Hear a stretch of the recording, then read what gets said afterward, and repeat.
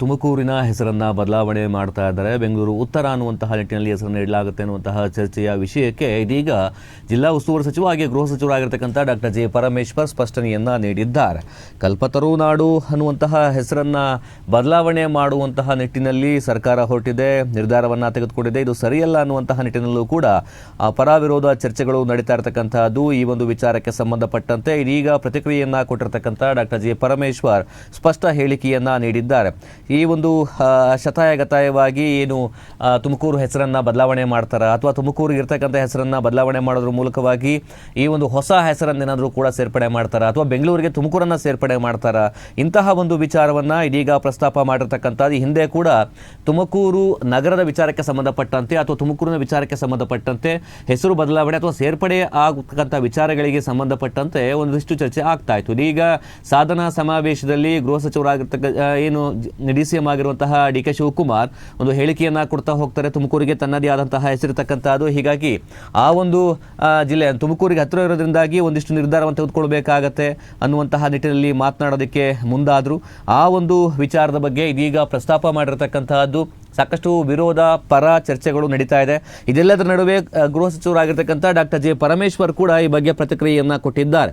ಕಲ್ಪತರುನಾಡು ತುಮಕೂರಿನ ಹೆಸರು ಬದಲಾವಣೆ ಆಗೋದಿಲ್ಲ ಅನ್ನುವಂತಹ ಹೇಳಿಕೆಯನ್ನ ಕೊಡೋದ್ರ ಮೂಲಕವಾಗಿ ಸ್ಪಷ್ಟ ಹೇಳಿಕೆಯನ್ನ ಕೊಟ್ಟಿರ್ತಕ್ಕಂಥದ್ದು ಡಾಕ್ಟರ್ ಜೆ ಪರಮೇಶ್ವರ್. ಹೆಸರು ಬದಲಾಯಿಸಬೇಕು ಅಂತೇಳಿ ನಾನು ಯಾವುದೇ ರೀತಿಯ ಹೇಳಿಕೆಯನ್ನು ನೀಡಿಲ್ಲ. ಜಿಲ್ಲೆಯ ವಿಸ್ತೀರ್ಣವೂ ಕೂಡ ಬದಲಾಗೋದಿಲ್ಲ. ತುಮಕೂರನ್ನ ಬೆಂಗಳೂರು ಅಭಿವೃದ್ಧಿ ವಲಯದೊಂದಿಗಿನ ಸಂಪರ್ಕದ ಪರಿಕಲ್ಪನೆಯಡಿ ಪರಿಗಣಿಸುವಂತಹ ಉದ್ದೇಶ ಅಷ್ಟೇ.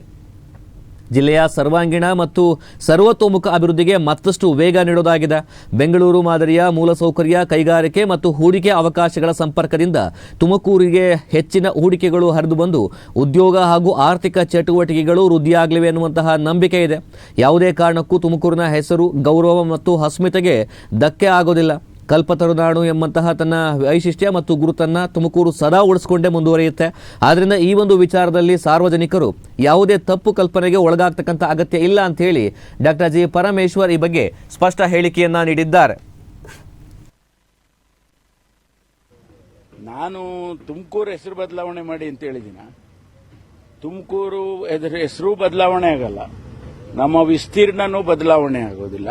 ಹೇಗಿರುತ್ತೋ ಹಾಗೆ ಇರ್ತದೆ. ಒಂದು ಕಾನ್ಸೆಪ್ಟು ಬೆಂಗಳೂರು ಸೇರಿದೆ ಒಂದು ಭಾಗ ಅಂದಾಗ ಎಲ್ಲೋ ಅಮೆರಿಕಾದಲ್ಲೋ ಇಂಗ್ಲೆಂಡಲ್ಲೋ ಅಥವಾ ಇನ್ನೊಂದರಲ್ಲೋ ಇರ್ತಕ್ಕಂಥವರಿಗೆ ನಾವು ಹೋಗಿ ಅಲ್ಲಿ ಇನ್ವೆಸ್ಟ್ಮೆಂಟ್ ಮಾಡಬೇಕು ಅಂತಕ್ಕಂಥ ಮನಸ್ಸು ಆಲೋಚನೆ ಬರುತ್ತೆ ಅಂತ ಹೇಳಿ ಅಷ್ಟೇ ಬಿಟ್ರೆ ನಾವು ಯಾವುದನ್ನು ಕೂಡ ಬದಲಾಯಿಸೋದಿಲ್ಲ. ಒಂದು ಕಡ್ಡಿ ಅಳ್ಳಾಡೋದಿಲ್ಲ. ಇಲ್ಲ, ಖಂಡಿತವಾಗಿ ಮತ್ತೂ ಸ್ಪಷ್ಟಪಡಿಸ್ತಾ ಇದ್ದೀನಿ. ಹಿಂದೇನೂ ಹಂಗೆ ಮಾಡಿದ್ರು. ನಾನು ಹಿಂದೇನೂ ಒಂದ್ಸರಿ ಹೇಳಿದಾಗ ಬಹಳ ಟೀಕೆಗಳು ಬಂತು. ಆದ್ರೆ ತುಮಕೂರನ್ನ ಯಾವುದೇ ಕಾರಣಕ್ಕೂ ಒಂದು ಕಡ್ಡಿ ಅಳ್ಳಾಡೋದಿಲ್ಲ. ಈಗ ನೀವು ಬೇರೆ ಬೇರೆ ದೇಶಗಳಲ್ಲಿ ಈಗ ಡೆಲ್ಲಿಯಲ್ಲೇ ತಗೊಳ್ಳಿ, NCR ಅಂತ ಮಾಡಿದ್ದಾರೆ. 3 ಭಾಗ ಡೆಲ್ಲಿಯನ್ನ, ನೋಯ್ಡಾ ಅವೆಲ್ಲ ಡೆಲ್ಲಿ ಅಂತ ಹೇಳಿಲ್ವಾ? ಅದೇನು ಹೊಸದಲ್ಲ. ಹಂಗಂತ ಹೇಳಿದ್ರೆ ಡೆಲ್ಲಿನ ಬದಲಾಯಿಸ್ಬಿಟ್ರ ಅಥವಾ ನೋಯ್ಡಾನೇ ಬದಲಾಯಿಸಿದ್ರ? ಆ ರೀತಿ ಅಲ್ಲ. ತಪ್ಪು ತಿಳ್ಕೊಳ್ಳೋದ ಅವಶ್ಯಕತೆ ಇಲ್ಲ. ತುಮಕೂರನ್ನ ಯಾವುದೇ ಕಾರಣಕ್ಕೂ ತುಮಕೂರಿನ ಒಂದು ಕಡ್ಡಿ ಕೂಡ ಅಳ್ಳಾಡೋದಿಲ್ಲ.